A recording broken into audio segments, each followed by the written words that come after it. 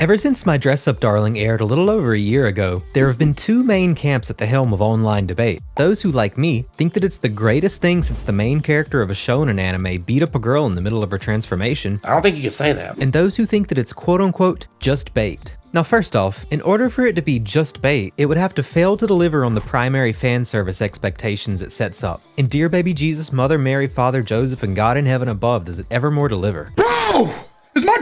But the fan service is not the point of My Dress Up Darling. Well-reasoned an argument, as I may have made in my initial reaction video, for the relatively profound meaning behind said fan service and degeneracy. I've come to believe that these representations of radical individuality, shameless creativity, brutally honest self-expression of even the most degenerate variety, self-confidence, being genuinely uniquely you, and not compromising on your principles, don't actually make up the core themes of My Dress Up Darling. But what does, if not that?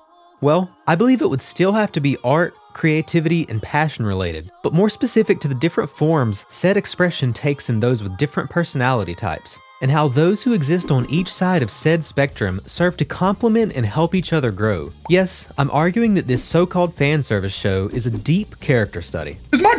However, before going into too much detail and giving it all the way up front, I'd like to talk a little about what I've witnessed online, scrolling through the 7 circles of internet hell over the past year, and still fighting to this day. Some of the basic misconceived expectations, and the relevant inverse realities about the show and its two main characters, one of which I must admit to having contributed to the misunderstanding of, that being the exaggerated relevance of the modern teasing gag throughout the story. I hope that you'll all accept this humble apology. These nuts, just put them in your mouth and suck on them. It tastes bad at first, the salt, but after a while you get used to it and it'll taste good for you. Anyway, here's what people think My Dress Up Darling is. 1. Another of the many new tease me please me subgenre rom-com anime. Copyright Smithing the Narrative 2023. 2. A story that engages in the worst of its genre's worn-out, lazy tropes in order to write a story meant to last forever by way of circular non-problems. I would rather convince you that I'm solving problems that don't exist. That's more fun. 3. A story built on unhealthy relationships and misunderstandings that don't make sense and would likely never take place, at least as presented in real-life romantic situations. 4. A story which purports to be about its cosplay premise, but lives and breathes on the tacked-on surface-level details of said concept or premise, and leans on its fan service and generic humor to maintain interest. 5. A story which doesn't even manage to feel particularly satisfactory when seldom moments of fan service I'm ready to go all the way with you. We don't want any. What's wrong with you? Are you gay? and romantic resolution and or progress do actually occur. Hence the term that is often thrown around in comparisons to lesser shows, bait. Is that like a personal attack or something? And here's what My Dress Up Darling actually is. 1. A breath of fresh air, a rom-com that lives and breathes the best of its genre's strengths, incorporating the modern rom-com meta teasing gags while putting in constant care not to overuse them, not even using them in every episode. 2. A story which blazes past any and all generic misunderstanding tropes, as it's self-aware enough to know that these sort of time-wasting mechanics are almost always worn out within minutes of introduction. 3.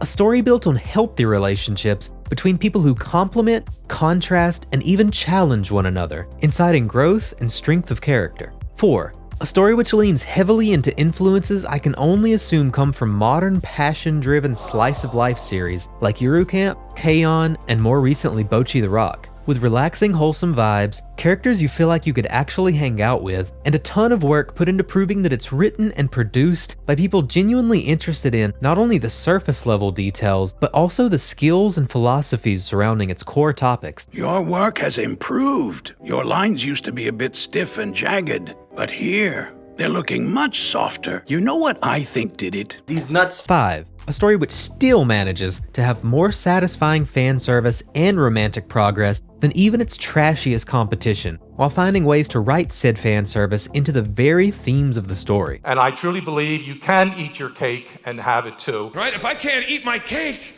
I don't even want it. As far as the characters go, and I promise this won't take as long bogged down by pointless memes, here's who people think Gojo is. A dedicated prodigy in his study, the pride of his remaining relatives. Bearer of the 6 eyes and limitless cursed energy techniques, Satoru Gojo is crap, wrong Gojo. Here's who people think Gojo is. Your typical soy boy, shy guy rom-com protagonist who finds it impossible to talk to members of the opposite sex out of sheer fear and utter inexperience. In desperate need of a comfort character with an excess of emotional intelligence to slowly bail him out of his social ineptitude, without realistic reason as to why she would spend her time doing so. And here's who Gojo actually is. A hard worker who is neurotically prone to overthinking tasks. He stays so lost in the sauce that he finds it difficult to relate to most people at first glance, and even goes so far as to inadvertently insult Marin's work in the very first chapter. His actual problems include getting misused by others because of how competent and reliable he is at everything that he puts his hands to. This is something that the show puts in constant work to show you he has earned through blood, sweat, tears, and a never say no attitude. And how does he wind up in relationships with all of these talented, beautiful women who help him grow? Because as they say, luck is when preparation meets opportunity. And my boy Gojo has been preparing the competency, the skills, and the discipline that they need for as long as he can remember. But who cares, right? I mean, it's not like he's a big-tittied anime girlfriend after all. Anyway, here's who people think Marin is. A hentai-obsessed, drop-dead gorgeous idiot and mascot character who loves to get half-naked for the proverbial camera and to tease the main character. And here's who Marin actually is. A hentai-obsessed, drop-dead gorgeous idiot and mascot character who loves to get half-naked for the proverbial camera and to tease the main character, who is also surprisingly knowledgeable about cosplay and other topics that she feels passionate about. Someone who finds strength of character in what others might mistake for weaknesses because she knows what it means to be deeply misunderstood for her interests. Comfortable in her own skin, easily explained by her relevant hobbies and work. You know, kinda like a real woman, if you can believe it. Or maybe a well-written character among well-written characters. But that's enough of this comparison crap. You get the point. Bail now if you want to discover the deeper themes for yourself. I legitimately think that the show is worth your time, but I'll do my best to avoid important spoilers.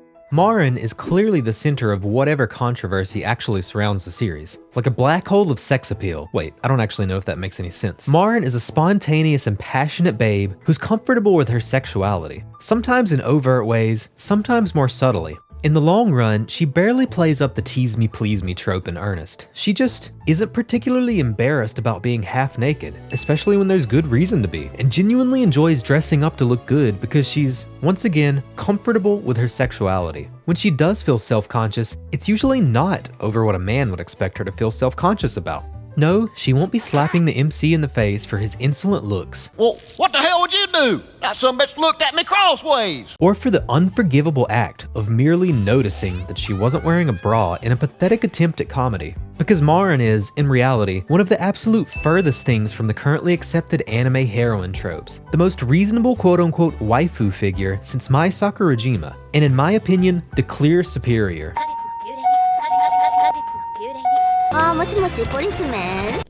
Hi. Explain yourself. But hey, that's just one man's thoughts. As for Gojo, sure, he's a bit of an awkward loner at first, but after the first 2.5 episodes, that trope has been chewed up and spit out by the brisk pace of a clearly self-aware show, and it never rears its ugly head in earnest again, because him being yet another generic loner MC-kun fill-in is not really the point. He meets friends and makes the personal progress he does make through his own hard work, and a little bit of luck, because he's a studious, head-to-the-grindstone workaholic and an overthinking, borderline neurotic creative type who tends to be unflinching in the standards he holds his own work to, which honestly makes him extremely relatable for someone like me who spends all their time editing and re-editing videos, writing music, and role-playing like I'm some kind of monk living in the woods. But it is not a traditional fill-in MC-kun trope in the least, not even comparable to those versions of the trope that I personally don't mind. He's in a totally different league, surrounded by beautiful women who see through what he lacks in excess social experience to the drive, the discipline, and the skills that he spent years honing, and yet pining after only one, because the boy knows what he wants. He wants the best that there is, and someone who's genuinely good for him in particular. To speak of their overall chemistry, since that's obviously extremely important to this show being a standout in its respective genre, I think it's brilliant. The author is intelligent enough to know that focus on this is overwhelmingly more important than getting lost fleshing out too many secondary characters too extensively, no matter how good they are. All that stuff I mentioned before makes for a naturally kindling relationship between two people who do share adjacent passions and are probably equally quirky given their unconventional interests, but contrast and complement each other in a way that makes them a genuinely well-balanced team. One is studious to a fault, while the other is a last-minute Larry who values social experiences over constant studying. One is an overthinker, while the other is totally spontaneous. One is neurotically perfectionistic with a devils in the details approach to their work, while the other is the embodiment of pure passion for their shared art, encompassing real knowledge on her passion, but also a devil-may-care attitude that allows her to move the ball forward without sweating the details too much. And you can see the way that her infectious mentality helps him not only to open up to others, but finds its way into Gojo's work in the very 4th episode, when he runs headfirst into the wall known as a deadline.